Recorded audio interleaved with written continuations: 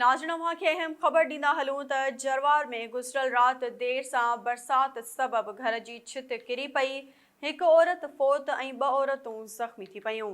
SS news जे reporter Javed Bozdar मूजिबि जरवार शहर में 4 ॾींहनि खां लाॻीतो हलंदड़ बरसात सबबि मंगणहार मोहल्ले में अब्बास मंगणहार जी राति देर सां घर जी छित किरी पई, जंहिं सबबि 5 खां मथे घर धणी छित हेठां दॿिजी विया।